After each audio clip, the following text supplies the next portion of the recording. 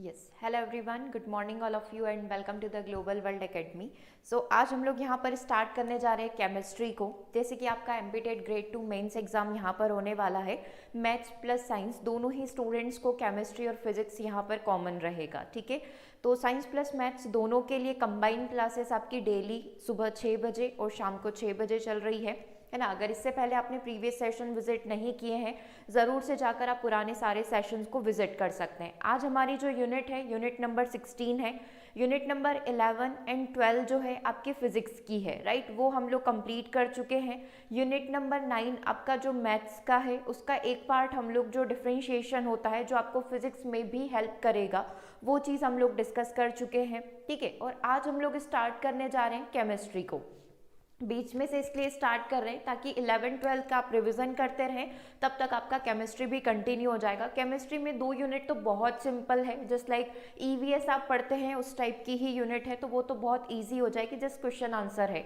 बाकी की जो यूनिट है उसमें थोड़े से आपको डिफिकल्ट चीज़ें आ सकती है, तो वही सारी चीज़ें पढ़ना स्टार्ट करें ताकि एग्जाम से पहले 2 से 3 बार अपना रिविजन हो जाए, ठीक है। तो आज हमारी यूनिट है यूनिट नंबर 16, जिसमें है पदार्थ की अवस्थाएं एवं ऊष्मागति की। अब फिर से दिक्कत वही है कि ये एनसीईआरटी क्लास 11th यदि आपने देखी है एनसीईआरटी की बुक, तो 5 से 6 यूनिट को मिलाकर इन्होंने आपकी एक अकेली यूनिट बनाई है। मतलब इसमें बहुत सारे टॉपिक्स हैं, बहुत सारी चीज़ें हमें कवर करनी है, ठीक है। तो आज से अपन इसकी शुरुआत करते हैं।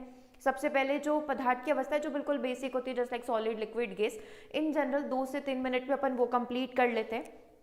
फिर यहाँ पर क्लास 11 की जो एनसीईआरटी बुक है, उसमें जो इंपॉर्टेंट टॉपिक्स है उसको डिस्कस करेंगे। बात की जाए कोर्सेज की, तो आपका कंप्लीट कोर्स अवेलेबल है। कंप्लीट कोर्स में आपको कंप्लीट नोट्स प्रोवाइड किए जाएंगे फिजिक्स और केमिस्ट्री का, जिसका लैंग्वेज रहेगा हिंदी, और हर एक टॉपिक के आपके जो भी आपके टॉपिक्स होंगे उनके प्रैक्टिस क्वेश्चंस रहेंगे, ठीक है। कल आपका टेस्ट भी था, जिन्होंने टेस्ट नहीं लगाया ज़रूर से लगा लीजिएगा। 1 से 2 दिन में हम लोग उसका डिटेल वीडियो भी आपको प्रोवाइड कर देंगे, ठीक है। अब यूनिट 16 पर आ जाते हैं, है ना। यूनिट 16 का सिलेबस आप देख लीजिए, पदार्थ की अवस्थाएं एवं ऊष्मागति की। अगर यही टॉपिक आपका क्लास 10th तक होता तो अपन बहुत सिंपल सॉलिड, लिक्विड, गैस, इन सारी चीज़ों को डिस्कस करते, इनके बंद को डिस्कस करते बिल्कुल बेसिक में। लेकिन अब ये पूरा जो सिलेबस है ये क्लास 11 के एनसीईआरटी का बुक का है, जिसमें से पहला ही टॉपिक इन्होंने दे दिया है कि जो इंट्रा मोलिक्यूलर फोर्सेस होते हैं, अंतरा आणविक जो बल होते हैं, उसके प्रकार क्या होते हैं। डाइपोल डाइपोल बॉन्ड हो गया, हाइड्रोजन बॉन्ड हो गया, वाडरवाल बॉन्ड यहाँ पर हो गया, ठीक है। फिर आपका आदर्श के समीकरण, डाल्टन का आंशिक दाब का नियम, साइंस वाला आप सभी को याद आ रहा होगा, हमने चार्ल्स चापला नियम पढ़ा था, बायल्स बाल्टी नियम पढ़ा था, ठीक है, एवोगैड्रो नियम पढ़ा था, फिर आदर्श के समीकरण पढ़ा था। तो ये अपने आप में पूरी एक यूनिट है ना, जो आपकी क्लास 11th में। गैसों का अणुगतिक सिद्धांत, आणविक गति पर मैक्सवेल वोल्टासमान नियम, real gas and deviation for ideal gas, है ना, वांडर वाल इक्वेशन हो गई, first second third law of thermodynamic हो गया, spontaneous abrasion of Gibbs free energy. ये थोड़े से टफ टॉपिक है जिसमें अपने थोड़े डेरिवेशंस आते हैं, बट नो वरीज, हम लोग इसको कंप्लीट कर लेंगे। शुरुआत बिल्कुल आसान तरीके से करते हैं, अंतराण्विक बलों को समझते हैं। इस टॉपिक को आज पूरा कंप्लीट कर लेते हैं, इसके सारे एमसीक्यूज कंप्लीट कर देते हैं, ताकि एनसीईआरटी क्लास 11 का एक यूनिट आपका कंप्लीट हो जाए, ठीक है।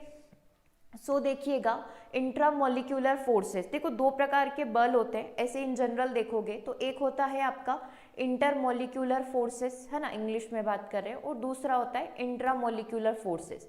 ये जो हमसे बोल रहा है इंटरमोलिक्यूलर फोर्सेस है, मतलब 2 अणुओं के बीच में लगने वाला बंध है, और इंट्रा का मतलब होता है एक ही अणु के जो अलग अलग पार्टिकल्स होते हैं उसी के अंदर लगने वाला बंध है। तो अभी जो अपन डिस्कस कर रहे हैं ना, इंटरमोलिक्यूलर फोर्सेस जो अणुओं के बीच में लगते हैं, अलग अलग प्रकार के जो अणु होंगे, जैसे कि हाइड्रोजन हो गया, ऑक्सीजन परमाणु हो गया, कार्बन हो गया, तो इनके बीच में जिस प्रकार से बॉन्ड बनता है, जिस प्रकार से बल लगता है, उसे हम लोग इंटरमोलिक्यूलर फोर्सेस कहते हैं। इसका एक क्वेश्चन एग्जाम में पूछा गया था, जहां पर आपको ये डिसाइड करना था कि ये इंटरमोलिक्यूलर है या फिर इंट्रामोलिक्यूलर है, ठीक है। तो उसको अपन डिस्कस करेंगे। एक होता है अंतराण्विक और दूसरा होता है अंतराण्विक करके, ठीक है। हिंदी थोड़ी कंफ्यूजिंग है, इसके लिए आप इंग्लिश में ही याद करेंगे। चलो, अंतराण्विक बल वे बल होते हैं जो अणुओं के बीच आकर्षण या फिर विकर्षण से पैदा होंगे। आकर्षण मतलब 2 अणु एक दूसरे को आकर्षित कर रहे हैं, विकर्षण मतलब 2 अणु एक दूसरे को रिपेल कर रहे हैं, प्रतिकर्षित कर रहे हैं, ठीक है। ये बल पदार्थों के भौतिक गुण जैसे क्वथनांक, गलनांक और विलेयता को प्रभावित करते हैं। इसे कुछ प्रकार से विभाजित किया जा सकता है, जिसमें देखो ये चीज समझ में आ गई। अंतराण्विक का मतलब क्या होगा कि दो अणुओं के बीच में या तो आकर्षण का गुण होना या फिर क्या होना, विकर्षण का गुण होना। ठीक है, अब ये पदार्थ, ये जो अफेक्ट होते हैं ये किस वजह से होते हैं कि उस पदार्थ का बॉइलिंग पॉइंट क्या है, मेल्टिंग पॉइंट क्या है, सॉल्युबिलिटी क्या है, जैसे कि NaCl नमक पानी में कैसे घुलता है, उस पर ये डिपेंड करेंगे बंध। ठीक है, इसके लिए ना नॉर्मली इसको 5 भागों में बांटा गया है। सबसे पहला होता है लंदन फैलाव बल, दैट इज लंदन, है ना, डिस्पर्शन फोर्स करके, ये पूरा भी डिस्कस करेंगे। फिर आता है डाइपोल डाइपोल इंटरेक्शन, द्विध्रुवी अंतरक्रिया। फिर अपना हाइड्रोजन बॉन्डिंग आ जाता है, फिर आयोनिक बॉन्डिंग आ जाता है, फिर आ जाता है अपना आयन डाइपोल फोर्स। ठीक है, अब आप सोच रहे होंगे कि ये बंद पढ़ने से क्या एग्जाम में क्वेश्चन आएगा। नो डाउट एक क्वेश्चन आपको इस टॉपिक का मिल रहा है, ये लिख लो। कैसे मिलेगा और क्या क्वेश्चन पूछेंगे, इन सब में से सबसे मजबूत बंध कौन सा है, HCl में किस प्रकार का बंध पाया जाता है, ये क्वेश्चन हो गया। यदि एक आयन जो है किसी स्वतंत्र अणु से जाकर जुड़ता है तो किस प्रकार का बंध बनेगा। ठीक है, निम्नलिखित में से किसमें डाइपोल बॉन्ड नहीं है। फिर ऑप्शन में आपको मेथेन, पानी, नमक सब एग्जाम्पल दे दे, वो सारे क्वेश्चन आज ही अपन डिस्कस कर रहे हैं। तो पहले क्लासिफिकेशन देख लिया कि इसको 5 भागों में बांटा गया है, बट आइडियली देखा जाए तो इसको 2 ही भागों में बांटा जा सकता है। कैसे, 2 टाइप के मेजर इंटरमोलिक्यूलर फोर्सेस होते हैं। सबसे पहले फोर्स को वांडर वॉल फोर्स के नाम से जाना जाता है। कौन से फोर्स के नाम से, वांडर वॉल फोर्स के नाम से। दूसरा जो बल होता है वो होता है हाइड्रोजन बॉन्ड करके, हाइड्रोजन बंद करके। कैसे डिवाइड किया, ऐसे डिवाइड किया कि वांडर वॉल बल जो है उसकी भी 3 कैटेगरी होती है, द्विध्रुव मतलब डाइपोल डाइपोल, फिर एक होता है instantaneous dipole induced dipole interaction, मतलब एक डाइपोल क्या करेगा, दूसरे डाइपोल को इंड्यूस्ड करेगा। ये अभी आपको सिर्फ नाम ध्यान रखना है, अभी अपन इनका पूरा एक एक का डिटेल समझने वाले हैं। ठीक है, एक डाइपोल दूसरे डाइपोल को क्या कर रहा है, इंड्यूस्ड कर रहा है ना। तीसरा वाला हो गया डाइपोल इंड्यूस्ड डाइपोल इंटरेक्शन। ठीक है, तो ये सब किस में आते हैं, वांडर वॉल बल के अंदर आते हैं। और अगला वाला जो बल होता है वो हाइड्रोजन बंद होता है। तो ऐसे भी आप इसको कैटेगराइज कर सकते हो, और जनरली देखोगे तो 5 प्रकार के होते हैं। तो क्या ये याद रखना है क्या कितने प्रकार के होते हैं, नहीं याद रखना है, आपको सिर्फ इनके टाइप ध्यान रखना है। ठीक है, NCERT केमिस्ट्री में आपका चैप्टर नंबर 5 है, द्रव्य की अवस्थाएं, स्टेट्स ऑफ मैटर, जिसमें आप केवल पढ़ते हो गैस और लिक्विड के बारे में। उसमें आपको ये सारी चीज़ें मिल जाएगी। ठीक है, पहले मैं आपको एक बार सॉलिड लिक्विड गैस समझा देती हूँ ताकि एक बेसिक क्लियर हो जाए, उसके बाद अपन बात करेंगे। आप सभी को पता है कि जब भी आकार की बात की जाए, शेप की बात की जाए, तो सॉलिड का आकार निश्चित होता है, द्रव का अनिश्चित होता है, पात्र के आकार को वो ग्रहण कर लेता है, और गैस का आकार अनिश्चित होता है। आयतन की बात करें तो सॉलिड और लिक्विड का आयतन तो निश्चित होगा, लेकिन गैस का अनिश्चित यहाँ पर होता है। डेंसिटी की बात करें तो सॉलिड की सबसे हाई डेंसिटी होती है, लिक्विड की मीडियम होती है, ना बहुत ज़्यादा ना बहुत कम, और गैस की बहुत ही ज़्यादा कम डेंसिटी घनत्व होता है। ठीक है, संपीड्यता की बात करें मतलब कि क्या सॉलिड कंप्रेसिबल होते हैं, नहीं, सॉलिड को आप कंप्रेस नहीं कर सकते, आप उसको संपीड्यता नहीं देख सकते, या आप उसको दबा नहीं सकते। ठीक है, क्योंकि वो सॉलिड है, आप उसको दबाओगे कैसे, मतलब बहुत हाई प्रेशर के साथ आप उसको कंप्रेस कर सकते हो, बट जनरली सॉलिड में कंप्रेसिबिलिटी नहीं होती है। ठीक है, द्रव्य में होती है और गैस में तो बहुत ही ज़्यादा होती है, इसीलिए एक गैस सिलेंडर में आप कितनी सारी गैस भर सकते हो। ठीक है, तो ये कंप्रेसिबिलिटी की बात हो रही है। ठीक है, तो 4 विशेषताएं होगी सॉलिड, लिक्विड और गैस की। ठीक है, अब सॉलिड में अणु जो होते हैं काफ़ी पास पास स्थित होते हैं, तभी वो नॉन कंप्रेसिबल होते हैं। द्रव में थोड़े दूर दूर स्थित होते हैं, और गैस में तो बहुत ही ज़्यादा दूर ये स्थित होते हैं। चलिए, बात हो गई, अब आगे बढ़ जाते हैं। 1 सेकेंड।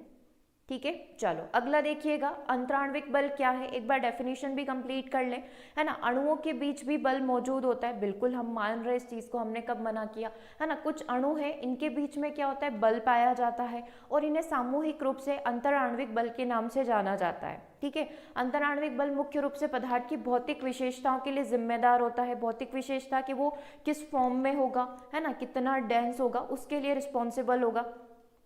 अंतराण्विक बल संरचना है ना पदार्थ की संगठित अवस्थाओं के लिए जिम्मेदार होती है कि पदार्थ कौन सी स्टेट में, सॉलिड, लिक्विड, गैस, है ना, कौन सी स्टेट में। ठोस और तरल पदार्थ बनाने वाले कणों को अंतराण्विक बलों द्वारा एक साथ रखा जा सकता है और ये बल इन दो अवस्थाओं में पदार्थ के कई भौतिक गुणों को प्रभावित करते हैं, जैसे कि बर्फ से पानी, पानी से भाप बन जाना। तो ये सब अंतराण्विक बलों के कारण ही हो रहा है। ठीक है, चलो अब अपन आ जाते हैं कुछ प्रकार के बॉन्ड अभी अपन पढ़ेंगे इंटरमॉलिक्यूलर में। हाइड्रोजन बॉन्ड पढ़ेंगे, आयन आयन पढ़ेंगे, आयन डाइपोल पढ़ेंगे, डाइपोल डाइपोल पढ़ेंगे, फिर अपन डाइपोल इंड्यूस्ड डाइपोल पढ़ेंगे, फिर अपन आयन इंड्यूस्ड डाइपोल पढ़ेंगे। ये सब इसके क्या हो गए, टाइप हो गए। ठीक है, ये सारे अपन को डिस्कस करना है और फिर अपन इसके क्वेश्चन करेंगे। ठीक है, चलो रेडी हो कुछ नया सीखने के लिए?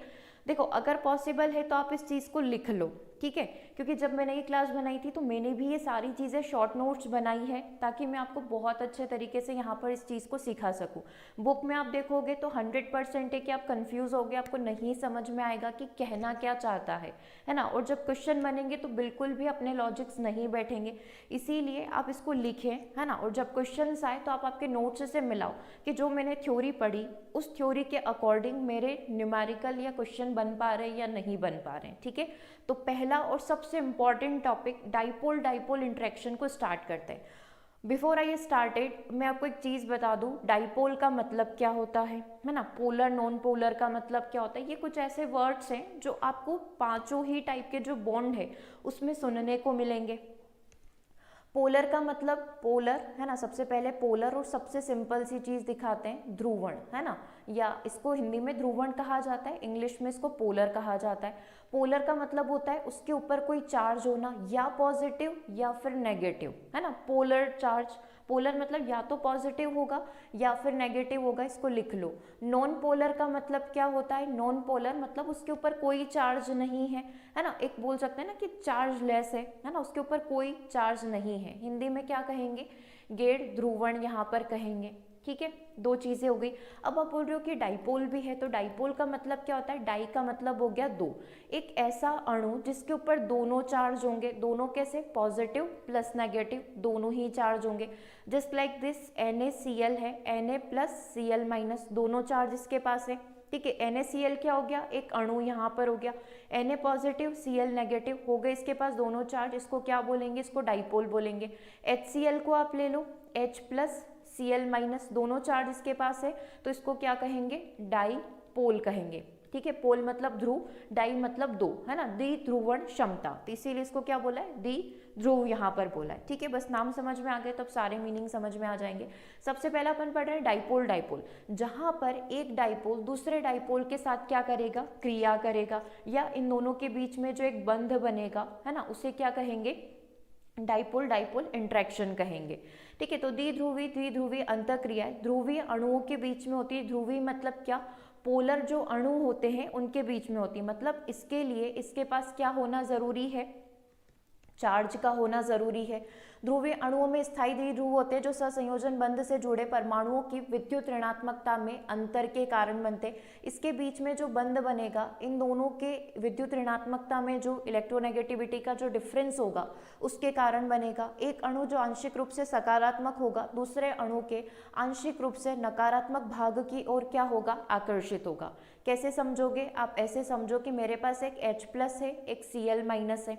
ठीक है, ये क्या हो गया, मेरा द्विध्रुव हो गया। अब दूसरा वाला क्या करेगा, दूसरा वाला एक और H प्लस से जुड़ जाएगा, क्योंकि एक नेगेटिव और एक पॉजिटिव है, दोनों एक दूसरे को क्या करेंगे, अट्रैक्ट करेंगे, और ये क्या हो जाएगा, Cl माइनस हो जाएगा। तो इन दोनों के बीच में, दोनों ही डाइपोल के बीच में लगने वाले बंध को डाइपोल डाइपोल इंट्रैक्शन कहा जाएगा। ठीक है, इतना ध्यान क्यों दे रहे हैं, क्योंकि इसी से रिलेटेड आप 5 चीज़ें पढ़ोगे और फिर उसके 10 क्वेश्चन करोगे, तो कन्फ्यूजन होना डेफिनेट सी बात है, इसीलिए ध्यान से सुनो। और ज़्यादा आपको ये सब डेफिनेशन तो याद रखना ही नहीं है। ठीक है, ये सिर्फ समझने के लिए बुक में आपको दे रखी है। आपको जैसे ही बोले डाइपोल डाइपोल, 2 डाइपोल बना दो, पॉजिटिव नेगेटिव, नेगेटिव पॉजिटिव, इन दोनों के बीच में जो बंध लग रहा है वो हमारा डाइपोल डाइपोल है। ठीक है, एग्जाम्पल आपने देख ही लिया है, HCl अणुओं में द्विध्रुव परस्पर क्रिया करते हैं। जैसे कि इसके Cl माइनस आयन, मतलब हमारा जो डेल्टा नेगेटिव है वो किससे जाकर जुड़ जाएगा, डेल्टा पॉजिटिव से जाकर जुड़ जाएगा। ठीक है, और इनके बीच में कौन सा अट्रैक्शन हो रहा है, कौन सा आकर्षण हो रहा है, अंतराण्विक आकर्षण बल लग रहा है। ठीक है, क्लियर हो गई ये वाली चीज़। चलो अब दूसरा टाइप पढ़ते हैं, पहले पांचों टाइप पढ़ लेते हैं, फिर एक बार सबको रिवाइज कर लेंगे, है ना। और ये टॉपिक इंपॉर्टेंट है, जैसे कि आपने न्यूटन की गति के नियम में आपने पहला नियम पढ़ा जड़त्व का नियम, वो कितना इंपॉर्टेंट है, आपने कई सारे क्वेश्चंस देखे, वैसे ही केमिस्ट्री में ये चीज़ें भी बहुत इंपॉर्टेंट है। सबसे पहले दूसरा पॉइंट देखना, आयन द्विध्रुवी अंतःक्रिया, आयन बोला है इसने, आयन डाइपोल फोर्सेस, ठीक है। अब एक आयन होगा, आयन का मतलब क्या होता है, या तो नेगेटिव या फिर पॉजिटिव होना, ये या तो नेगेटिव वाला डाइपोल के साथ रिएक्शन करेगा, डाइपोल मतलब इसके ऊपर दोनों ही चार्जेस होंगे, ठीक है, या फिर ये इसके साथ रिएक्ट करेगा, ठीक है, समझ गए। जैसा नाम है इसका वैसा काम होगा, आयन डाइपोल अंतःक्रिया, मतलब कि एक मेरे पास आयन है, ठीक है, समझ पा रहे हो, एक मेरे पास क्या है, आयन है, ये आयन हो गया, है ना, और एक मेरे पास क्या है, डाइपोल है, इसके बीच में क्या हो रहा है, मेरा इंट्रैक्शन हो रहा है, इसके बीच में इंटरमॉलिक्यूलर फोर्सेस, एक अट्रैक्शन फोर्स लग रहा है। तो इस प्रकार के बल को या इस प्रकार की क्रिया को आयन डाइपोल रिएक्शन के नाम से जाना जाएगा। प्रूफ करके दिखाओ, तो बिल्कुल दिखा देते हैं आपको प्रूफ करके, और जो आपको डायग्राम में दिख रहा है यही प्रूफ करेंगे। देखो मेरे पास NaCl है, ठीक है, अब आपको पता है कि Na तो प्लस होता है और Cl के पास नेगेटिव चार्ज होता है, ठीक है। अब ये क्या करेगा, ये H2O के साथ क्रिया कर रहा है, जैसे कि आपने क्या करा है, पानी के अंदर नमक की एक चम्मच डालकर आपने पी लिया, आपने नमक वाला पानी पिया, आपने उससे गार्गल्स करे, ठीक है, तो वही चीज़ हम लोग कर रहे हैं, हमने Na+ लिया, Cl- लिया, तो पानी में नमक कैसे घुलता है, वो बंध कैसे टूटते हैं, वो चीज़ भी आपको समझ में आ जाएगी, और आयन डाइपोल भी आपको समझ में आ जाएगा, ठीक है। जैसे Na+ था तो इसको कौन चाहिए, इसको नेगेटिव आयन चाहिए, तभी तो आकर्षण का बंध बनेगा। तो Na क्या करेगा, ऑक्सीजन जो नेगेटिव है, H2O में जो O नेगेटिव है उसके साथ क्रिया करेगा, और Cl- जो नेगेटिव है, हाइड्रोजन मेरा क्या है, पॉजिटिव है, तो इसके साथ क्रिया करेगा, जैसे ये बना रखा है Cl- है, ठीक है, तो ये क्या करेगा, इस तरीके से हाइड्रोजन के साथ बंध बना लेगा, और Na जो कि पॉजिटिव है, ऑक्सीजन नेगेटिव है, इसके साथ क्या करेगा, बंध बना लेगा, ठीक है। तो इस प्रकार से एक आयन और एक डाइपोल के बीच में इंट्रैक्शन हुआ है और इनके बीच में एक बंध बन गया है। अभी तक का दो आपने बल पढ़े, सबसे मजबूत क्या है, ये सबसे मजबूत है, सबसे स्ट्रॉन्ग बल किसको माना जाता है, एक आयन का एक डाइपोल के साथ रिलेशन होना, ठीक है। अगर पॉजिटिव आयन है तो वो नेगेटिव के साथ पहले इंट्रैक्ट करेगा, अगर वो नेगेटिव आयन था तो पॉजिटिव वाला जो हिस्सा है डाइपोल का उसके साथ रिएक्ट करेगा, जैसे कि ये Cl- था, है ना, तो ये किसके साथ रिएक्ट करेगा, इधर से आप समझ लो कि अपन कौन सी चीज़ कंसीडर करें, कोई भी कंसीडर कर लो कि Na के साथ रिएक्ट कर लेगा, Na+ Cl- हो गया, ठीक है, ओके। चलो अब तीसरा टाइप देखोगे, पहला समझ में आ गया, दो डाइपोल डाइपोल रिएक्शन, फिर अपन ने पढ़ा आयन डाइपोल रिएक्शन। अब उसी के भाई बहन आ गए हैं आयन प्रेरित डाइपोल इंट्रैक्शन। अब यहाँ पर क्या हो रहा है, आयन प्रेरित डाइपोल रिएक्शन, मतलब कि आयन को क्या करा गया है, इंड्यूस्ड करा गया है, किसके द्वारा, डाइपोल के द्वारा, ठीक है। अभी तक तो क्या हो रहा था, नेचुरली कोई एक आयन था, है ना, जो डाइपोल के साथ इंट्रैक्ट कर रहा था, बट अब हम कुछ और चीज पढ़ रहे हैं। इस प्रकार की अंतःक्रिया में एक गैर ध्रुवीय अणु, गैर ध्रुवीय अणु का मतलब समझ रहे हो, नॉन पोलर, ठीक है, क्या बोल रहा है, नॉन पोलर, मतलब उसके ऊपर कोई चार्ज नहीं है, ठीक है। तो इस प्रकार की अंतःक्रिया में कोई भी एक गैर ध्रुवीय अणु आप समझ लो जिसके चार्जेस अभी फ्री नहीं है, वो क्या करेंगे, वो किसी दूसरे डाइपोल के साथ क्रिया करने के लिए क्या हो जाएंगे, एक्टिव हो जाएंगे, ठीक है। देखना, इस प्रकार की अंतःक्रिया में गैर ध्रुवीय यानी कि नॉन पोलर अणु अपने पास रखे आयन के द्वारा, इसके पास ये आयन रखा हुआ था, इसके द्वारा क्या हो जाएगा, ये ध्रुवीकृत हो जाएगा, ठीक है।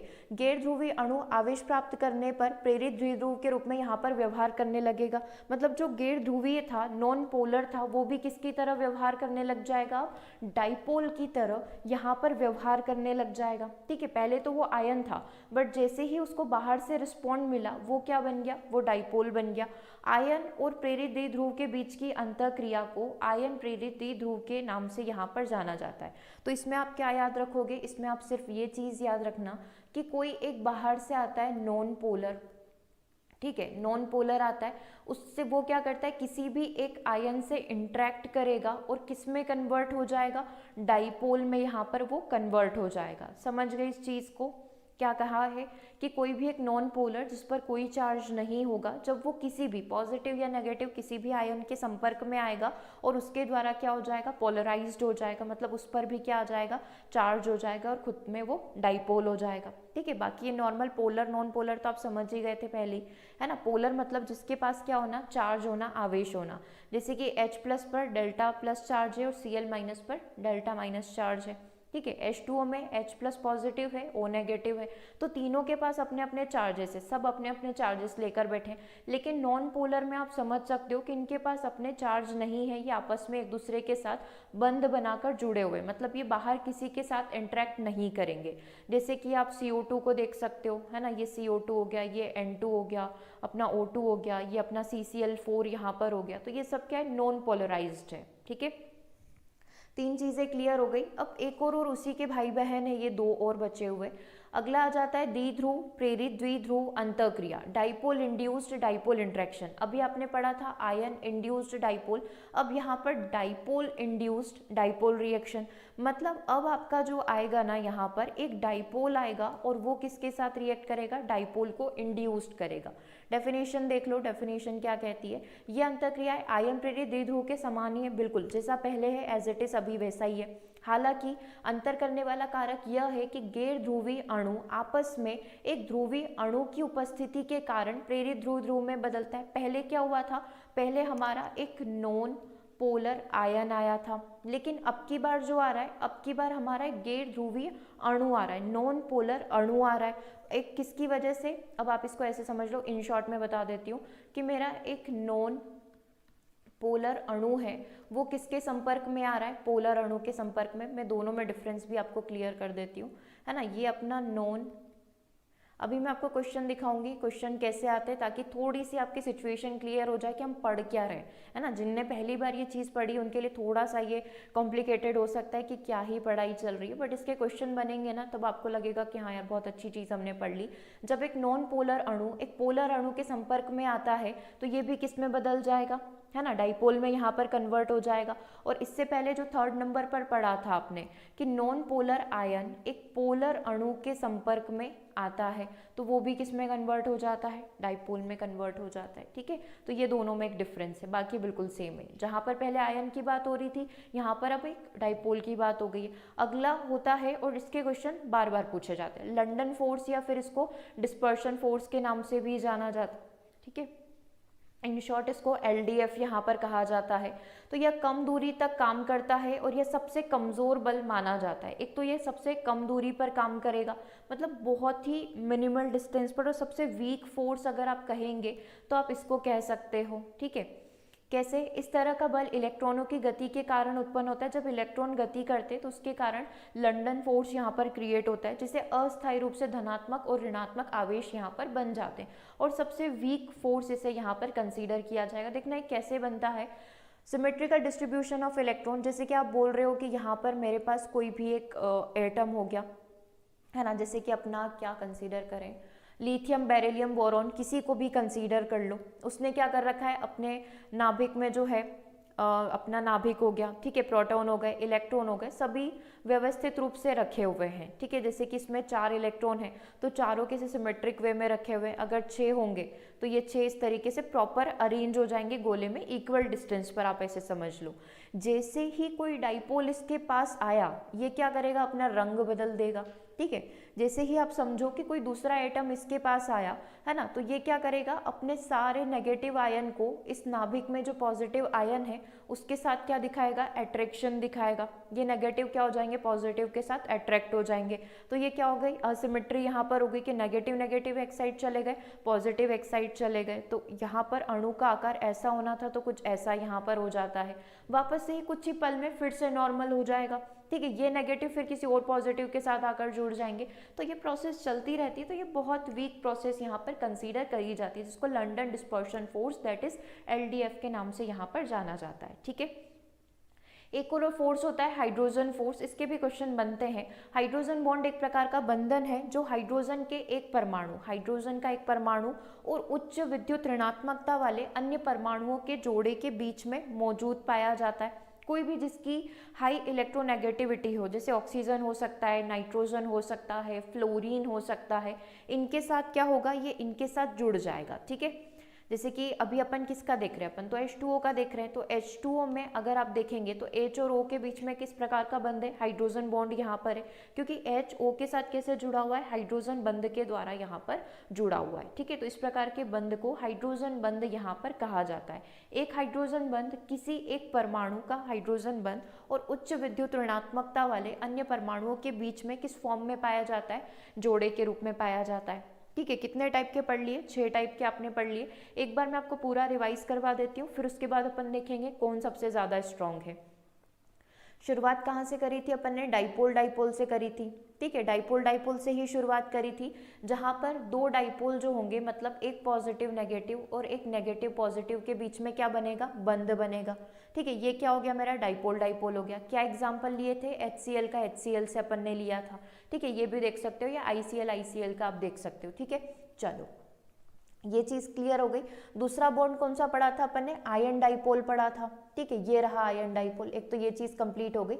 देखना यहाँ पर कोई भी एक आयन जो है किसी एक डाइपोल के साथ रिएक्ट कर रहा है। डाइपोल समझते हो, नेगेटिव पॉजिटिव होना। ठीक है, ये डाइपोल चार्जेस हो गए। इसका जो एनर्जी होता है 5 से 25 किलो जूल प्रति मोल के बराबर होता है। एक मोल में इसके पास कितनी एनर्जी होती है, 5 से 25। ठीक है, फिर आपने पढ़ा आयन डाइपोल। ठीक है, जो पढ़ते जा रहे हैं उस पर टिक करते जाते हैं। आयन डाइपोल में एक आयन होगा, वो किसी डाइपोल के साथ इंटरेक्ट करेगा। अगर ये पॉजिटिव है तो इधर कौन सा हिस्सा होगा, नेगेटिव होगा।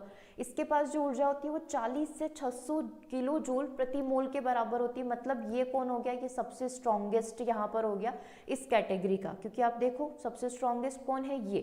ठीक है, आप देख सकते हो कि Na जो है, अपन ने यही देखा था, NaCl का H2O के साथ रिएक्शन, जहाँ पर NaO के साथ और Cl हाइड्रोजन के साथ जुड़ जाएगा। ठीक है, यही वाला एग्जाम्पल देख रहे हैं अपन वापस से। चलो ये चीज हो गई अपनी, इसको थोड़ा सा हटा देते हैं। अब तीसरी चीज पढ़े। तीसरा जो पढ़ा था अपन ने, कौन सा पढ़ा था, देखना, आयन इंड्यूस्ड डाइपोल पढ़ा था क्या, ये रहा आयन इंड्यूस्ड डाइपोल, जहां पर आयन जो है एक नॉन पोलर आयन जब किसी डाइपोल के संपर्क में आता है तो वो भी क्या हो जाता है, इंड्यूस्ड हो जाता है, और वो भी किस में कन्वर्ट हो जाएगा, डाइपोल में। इसकी जो एनर्जी होती है वो 3 से 15 होती है, मतलब बहुत कम होती है। ठीक है, एक आयन जब एक डाइपोल वाला प्रोसेस यहाँ पर कंप्लीट करता है तो बहुत मिनिमल एनर्जी निकलती है, 3 से 15 किलो जूल प्रति मोल आप कह सकते हो। ये चीज हो गई, ये चीज हो गई, ये चीज हो गई, 3 चीजें हो गई। अब डाइपोल इंड्यूस्ड डाइपोल हो गया, ये तो उससे भी ज्यादा कमजोर हो गया, जहां पर एक डाइपोल जब एक नॉन पोलर किसी पोलर के संपर्क में आता है तो वो भी क्या हो जाता है, पोलर में कन्वर्ट हो जाता है, that is dipole induced dipole. इसकी एनर्जी सबसे कम 2 से 10 किलो जूल प्रति मोल के बराबर होती है। फिर कौन सा बचा, लंदन फोर्स पढ़ा था, दैट इज LDF। ठीक है, इसमें अपन ने वही पढ़ा कि एक ही इलेक्ट्रॉन के मतलब एक ही एटम के इलेक्ट्रॉन की सिमेट्री और असिमेट्री के कारण ये बल यहाँ पर उत्पन्न होता है, ऐसा कुछ अपन ने पढ़ा था।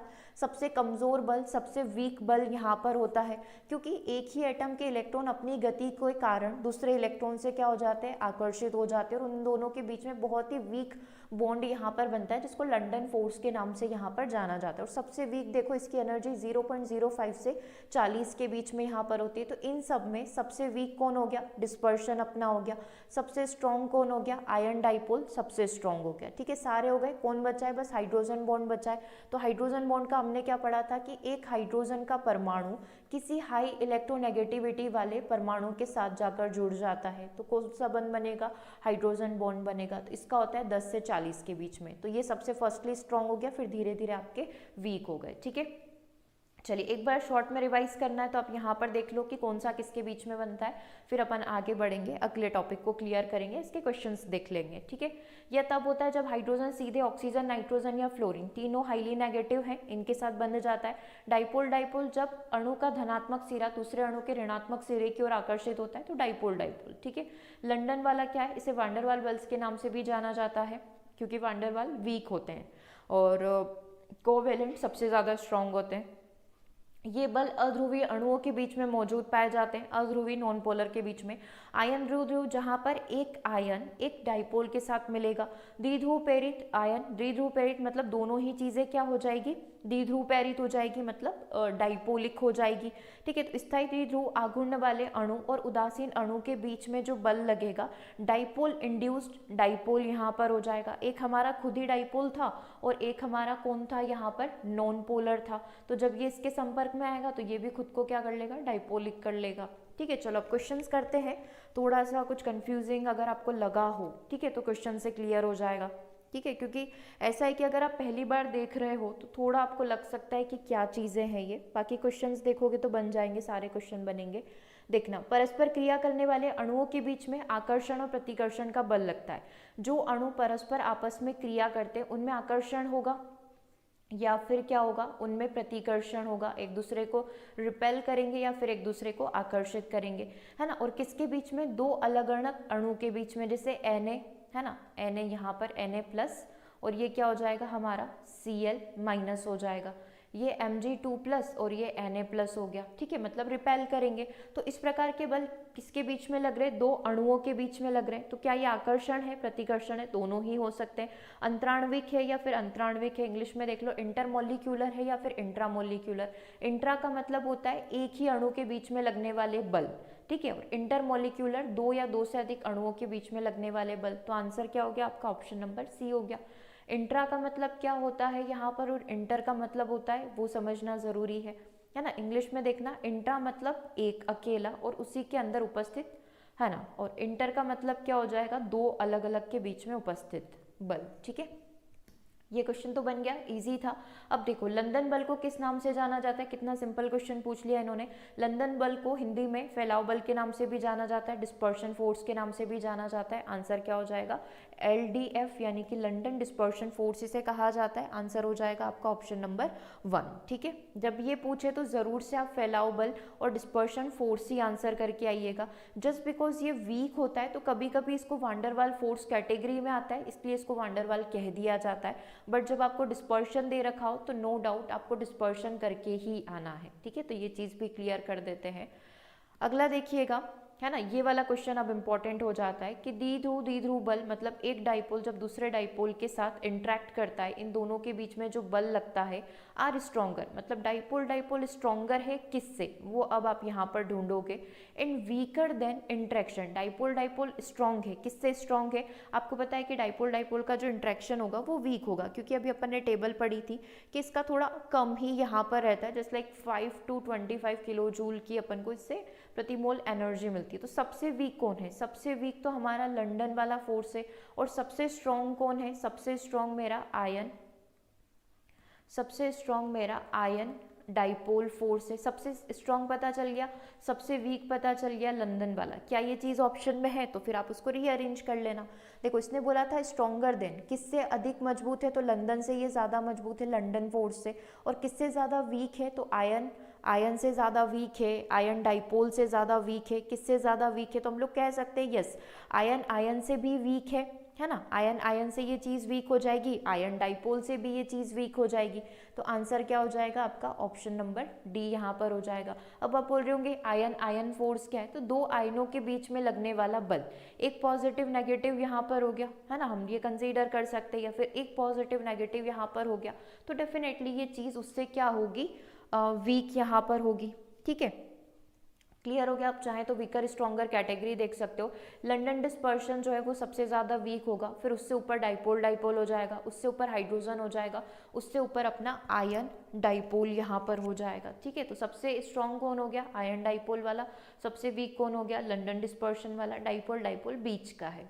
ठीक है, चलिए अगला देखिएगा, नेक्स्ट क्वेश्चन आपकी स्क्रीन पर है। नेक्स्ट क्वेश्चन का आंसर करो। देखो, HCl का ही पूछा है कि HCl में कौन सा बंद होगा। पहला ही एग्जांपल हमने यही देखा था, HCl वाला।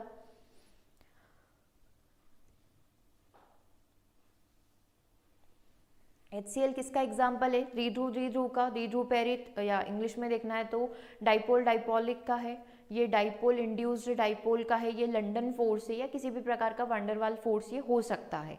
तो देखना HCl का हमेशा ध्यान रखना है, HCl में डाइपोल लगता है, जैसे कि मेरा H+Cl- किसी H प्लस Cl माइनस के साथ रिएक्ट कर रहा है, दो डाइपोल आपस में रिएक्ट कर रहे हैं, तो इस प्रकार के बंध को डाइपोल डाइपोलिक यहाँ पर कहा जाएगा। ठीक है, ग्रीक अक्षर डेल्टा से इसको रिप्रेजेंट किया जाता है, डेल्टा प्लस डेल्टा माइनस, तो ये किसी और डाइपोल के डेल्टा प्लस डेल्टा माइनस के साथ क्या कर रहे होंगे, रिएक्ट कर रहे होंगे। ठीक है, सेकेंड, ये कुछ इस तरीके से। ओके, क्लियर हो गया यहाँ तक।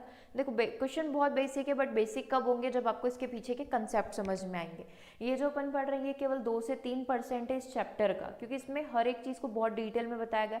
अपन पढ़ेंगे तो कम से कम आप मानकर चलो कि 1 घंटे की भी रोज क्लास हो रही है, तो कम से कम हमको इस चीज़ों को समझने के लिए 10 क्लासेस चाहिए, क्योंकि हम लोग सारे ही प्रकार के बंध पढ़ेंगे, फिर कोवेलेंट, फिर जितने भी टाइप के बॉन्ड होते हैं वो सारी चीज़ें कंप्लीट करनी पड़ेगी। तो अभी जो इंपॉर्टेंट है और सिलेबस में है वो अपन देख लेते हैं। अगला क्वेश्चन देखिएगा, इंपॉर्टेंट क्वेश्चन है, कौन सी क्रिया है ना, निम्नलिखित में से कौन सी अंतः क्रिया स्थायी द्विध्रुव होगा, द्विध्रुव यानी कि डाइपोल होगा, लेकिन वो कैसा होगा, फिक्स होगा। ठीक है, लिखा है परमानेंट डाइपोल होगा, और एक उदासीन अणु के बीच में होती है, मतलब एक न्यूट्रल मॉलिक्यूल के बीच में यहाँ पर होती है। उदासीन का मतलब समझ रहे हो, नॉन पोलर, उसके ऊपर कोई चार्ज नहीं बैठा हुआ है। ठीक है, एक डाइपोल है और एक आप समझ रहे हो यहाँ पर न्यूट्रल मॉलिक्यूल है। ठीक है, तो इस प्रकार के रिएक्शन को, इस प्रकार की प्रोसेस को हम लोग यहाँ पर क्या कहेंगे, डाइपोल इंड्यूस्ड डाइपोल रिएक्शन कहेंगे। ठीक है, अगर वो यहाँ पर कह देता, अगर वो इतना सा बोल देता, आयन बोल देता, तो मेरा आंसर क्या हो जाता, आयन इंड्यूस्ड डाइपोल हो जाता। ठीक है, समझ रहे हो। अभी इसने क्या बोला था, एक द्विध्रुव मतलब एक डाइपोल बोला है और एक मॉलिक्यूल बोला है, मतलब नॉन पोलर अणु बोला हुआ है। उदासीन मतलब थोड़ा सा लैंग्वेज घुमाई हुई है, नॉन पोलर अणु बोला हुआ है। ठीक है, अब इस अणु को भी क्या कर दिया जाएगा, इंड्यूस्ड करके डाइपोल कर दिया जाएगा। So this is dipole induced dipole reaction. तो आयन का क्वेश्चन क्या होगा, यहाँ पर न्यूट्रल मॉलिक्यूल की जगह यहाँ पर वो नॉन पोलराइज्ड मॉलिक्यूल की जगह क्या लिख देगा, आयन लिख देगा। ठीक है, या फिर न्यूट्रल आयन लिख देगा या नॉन पोलराइज्ड आयन लिख देगा। तो उस केस में आपका जो आंसर हो जाएगा आयन इंड्यूस्ड डाइपोल इंट्रैक्शन हो जाएगा। ठीक है, समझ गए, दोनों केसेस समझ गए कब क्या आंसर करना है ना। और ये अगर बोल देता कि दो द्विध्रुव के बीच में लग रहा है, तो आपका द्विध्रुव द्विध्रुव मतलब डाइपोल डाइपोल हो जाता। लंदन मतलब कि एक ही इलेक्ट्रॉन की सिमेट्री के कारण और असिमेट्री के कारण कोई बल बन रहा है, दैट इज लंदन फोर्स। अगला क्वेश्चन देखिएगा, इसमें आप चाहें तो देख सकते हैं, इसको जितना देखोगे आप उतने तरीके से कैटेगराइज किया हुआ है। टेम्परेरी होते हैं और परमानेंट होते हैं। टेम्परेरी में आपका जो लंदन फोर्स है वो टेम्परेरी है, परमानेंट में आपका डाइपोल डाइपोल हो गया, आपका हाइड्रोजन बॉन्ड हो गया, ये सब क्या होते हैं, परमानेंट होते हैं। ठीक है, चलो एक क्वेश्चन देखिएगा, हाइड्रोजन बंधन बनाने के गुणों और संरचना का निर्धारण करने में महत्वपूर्ण भूमिका निभाता है। हाइड्रोजन बंधन क्या करता है कि कोई भी पदार्थ कैसा होगा, ठीक है, उसके लिए इंपॉर्टेंट है कि उसने जो हाइड्रोजन बंध बनाया हुआ है वो किस प्रकार से बनाया हुआ है। तो इसमें से कौन सा एक हाइड्रोजन बंध का एग्जाम्पल नहीं है। अब आपको पता है हाइड्रोजन बंध की डेफिनेशन क्या है, जहां पर एक हाइड्रोजन परमाणु किसी एक हाईली इलेक्ट्रोनेगेटिव परमाणु के साथ क्या करेगा, बॉन्ड बनाएगा, उसके साथ बंध बनाएगा, तब जाके मेरा हाइड्रोजन बंध बनेगा। प्रोटीन बनाता है, बिल्कुल बनाएगा, न्यूक्लिक एसिड की तो पूरी चेन चल जाती है। ठीक है, अब इसमें बचा है पानी, पानी बिल्कुल बनाता है, H2O का बनता है, H2O का अगले H2O के साथ, लेकिन मैथेन नहीं बनाता है। क्यों? क्योंकि मैथेन तो नॉन पोलराइज्ड होता है, उसके पास कोई भी आयन यहाँ पर फ्री नहीं होते हैं। ठीक है, ये हो गया क्लियर। और हमने देखा था कि हाइड्रोजन आयन किसी हाईली इलेक्ट्रोनेगेटिव के साथ क्या करेगा, यहाँ पर बॉन्ड बनाएगा, जो कि यहाँ पर पॉसिबल होता हुआ नहीं दिख रहा है। ठीक है, चलिए हो गया सी आंसर अपना। अगला देखिएगा, अणु एक दूसरे के ऊपर प्रतिकर्षण का बल लगाते हैं, तो ये बात बिल्कुल सही है, अणु एक दूसरे पर प्रतिकर्षण का बल लगाते हैं। यदि वो समान आवेश को रखते हैं तो वो डेफिनेटली एक दूसरे के ऊपर प्रतिकर्षण का बल लगाएंगे। डेफिनेशन आप देख सकते हो कि जब दो अणु करीब आते हैं तो उनके बीच में मौजूद इलेक्ट्रॉन बादल एक दूसरे को प्रतिकर्षित करते हैं। यही कारण है कि ठोस और तरल आसानी से संपीड़ित नहीं हो सकते हैं। ठीक है, जैसे जैसे अणुओं के बीच की दूरी बढ़ती जाती है, उनके बीच का प्रतिकर्षण बल यहाँ पर और मजबूत हो जाता है। ठीक है, अब वांडरवाल बल्स बच गया था तो उसको एक बार अपन कंप्लीट कर लेते हैं। रसायन विज्ञान में वांडरवाल जो फोर्स यहाँ पर होता है ना, अणु और परमाणुओं के बीच में पाया जाने वाला एक प्रकार का बहुत ही कमजोर आकर्षण बल होता है। ये एक प्रकार का टेम्परेरी अस्थायी बल होता है। वांडरवाल बल्स अणुओं के बीच में होने वाले सभी अंतराण्विक आकर्षणों में सबसे कमजोर बल यहाँ पर माना जाता है। जोहान्स डिडरिक वैंडर वाल्स के द्वारा इसको खोजा गया था, इसीलिए इसका नाम इन्हीं के नाम पर यहाँ पर रख दिया गया। ये जो W फोर्स यहाँ पर या वंडरवाल फोर्स जो होता है, ये इलेक्ट्रॉन के आवेश और नियमित तरीके से विभिन्न आणविक तत्वों के बीच में उत्पन्न रहता है, मतलब अलग अलग तत्वों के बीच में ये पाया जाता है। ठीक है, इसी बल के कारण छिपकलियाँ जो है दीवार और छतों पर चल पाती है, क्योंकि उसकी स्किन जो होती है ना, त्वचा में वंडरवाल बल्स यहाँ पर पाए जाते हैं। वंडरवाल बल शून्य बिंदु क्षेत्र के साथ क्वांटम अंतःक्रिया से यहाँ पर उत्पन्न होता है। तो ये कुछ इसकी विशेषताएं हैं जो आप याद रख सकते हैं। वाली जो प्रोसेस है हमारी कंप्लीट होती है। इसके आगे जो आपका सेशन होगा उसमें अब हम लोग जो हमारा नेक्स्ट टॉपिक है गैसों के अणुगतिक सिद्धांत है ना, आदर्श गैस थ्योरी है, उसको कंप्लीट करेंगे। और इसमें तो आते हैं, ये तो बिल्कुल बेसिक थ्योरेटिकल टॉपिक था, अब इसमें आएंगे आपके सारे न्यूमेरिकल्स। ठीक है, ये देख सकते हो, ये सारे न्यूमेरिकल्स आपको इस टॉपिक में मिल जाएंगे। ओके, सो आज की क्लास को यहीं ओवर कर रहे हैं। सेशन कैसा लगा कमेंट करके ज़रूर से बताइएगा। अगले आगे आने वाले टॉपिक को हम लोग कल मॉर्निंग वाली क्लास में कंप्लीट करेंगे और शाम को हम लोग इसके न्यूमेरिकल्स और जो प्रैक्टिस क्वेश्चंस है वो कंप्लीट कर लेंगे लाइव क्लास के अंदर। ठीक है, तो अगली क्लास आपकी है अभी शाम को 6 बजे, उसे भी आप ज़रूर से ज्वाइन कर लीजिएगा, तो वहाँ से आपका प्रैक्टिस हो जाएगा। ठीक है, और जिन्होंने टेस्ट नहीं लगाया एक बार ज़रूर से जाकर चेक कर लीजिएगा। ओके, चलिए मिलते हैं हम लोग अपने नेक्स्ट सेशन में। Thanks for watching.